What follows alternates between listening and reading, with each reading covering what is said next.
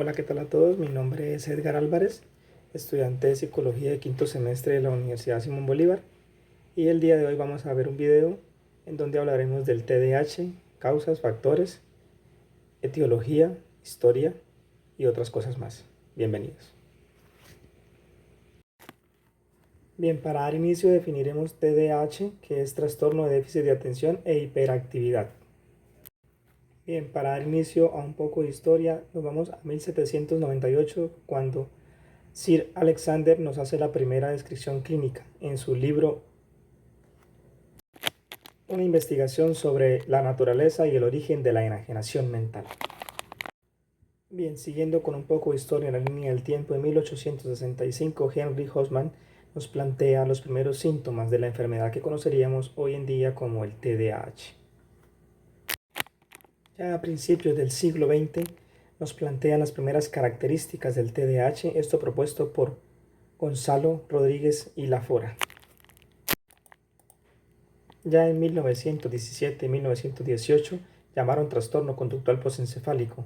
Esta fue la primera descripción de una relación entre un daño cerebral y un cuadro conductual caracterizado principalmente por la hiperactividad.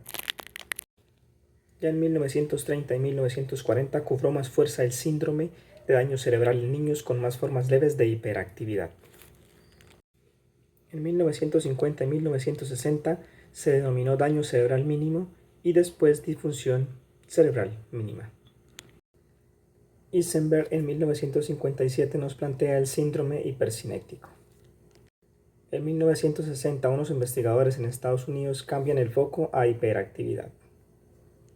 En 1960 y 1970 en Gran Bretaña lo denominan daño cerebral o hiperquinesis. A principios de 1970 aparecen otros aspectos como la impulsividad, la atención baja, la tolerancia a la frustración, la agresividad y la impulsividad. En 1975 en Estados Unidos, el Estado obliga a aquellas instituciones a prestar servicios especiales a niños con trastornos mentales, discapacidades cognitivas, discapacidades del lenguaje y del comportamiento o algún tipo de discapacidad física. Ya en 1980 es el trastorno psiquiátrico mejor estudiado en niños, trastorno de déficit de atención con o sin hiperactividad. Ya en este mismo año se reconoce el origen biológico y genético y el impacto negativo en el aspecto social y académico del niño. Ya en 1990 los estudios para el TDAH van creciendo y toman fuerza también los avances de neuroimagen, esto por origen biológico y genético. Ya en el siglo XXI el tratamiento multimodal para el TDAH demuestra que el tratamiento con medicación supera las expectativas del tratamiento psicosocial.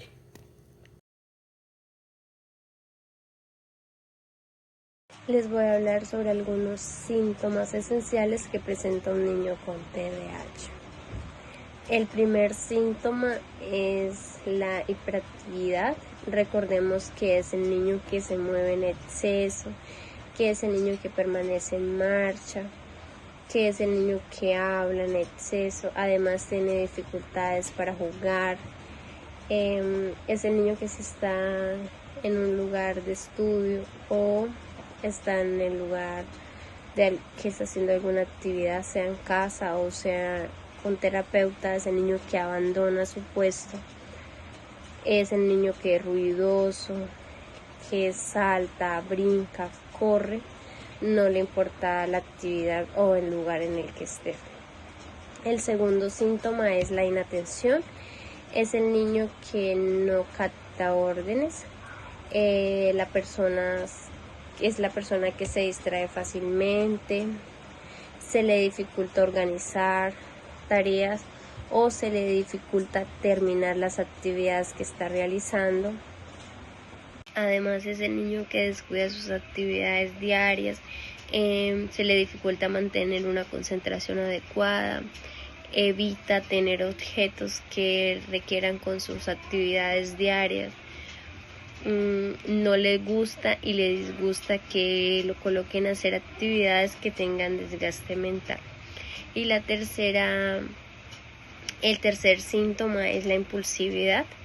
Es el niño que siempre permanece activo, que se distrae fácilmente. Existen tres tipos de TDAH. El primer tipo es el hiperactivo e impulsivo. Son los niños que solo presentan hiperactividad e impulsividad. El segundo tipo es el inatento, que es el niño que solo tiene inatención. Y el TDAH combinado es el niño que presenta los tres síntomas, que es hiperactividad, inatención e impulsividad. Les vamos a hablar acerca de las causas.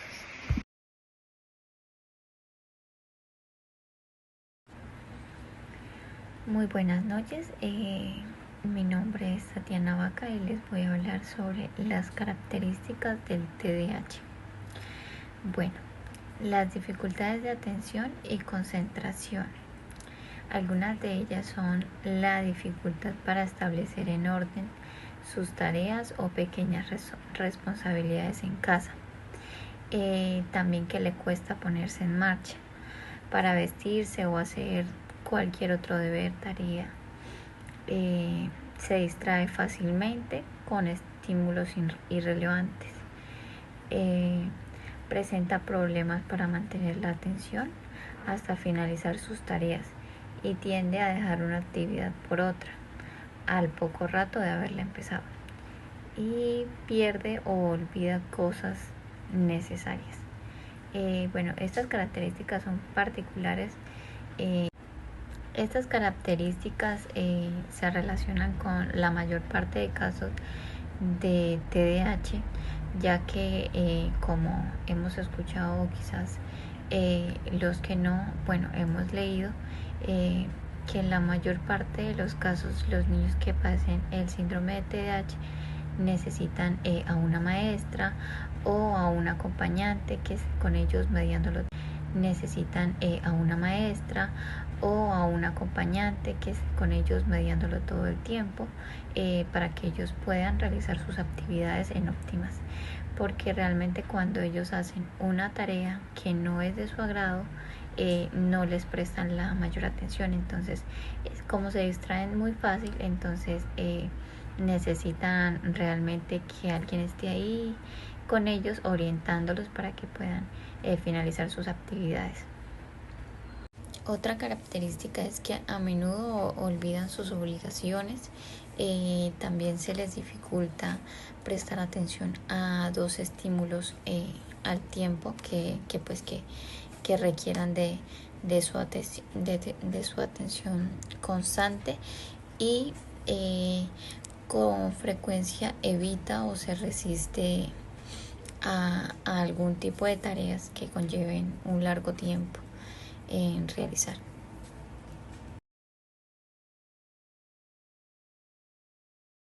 Soy Camila García, voy a hacer una pregunta que creo que todos se han hecho y dar su respuesta. La pregunta sería, ¿es diferente el cerebro de un niño con TDAH? Su respuesta es sí, tienen un tamaño menor. También hay al menos 5 áreas del cerebro en que hay diferencias significativas con respecto a los niños sanos. Esto no quiere decir que todos lo tengan. Las 5 zonas de diferencia son el hipocampo, que se encarga de la memoria y de la orientación espacial.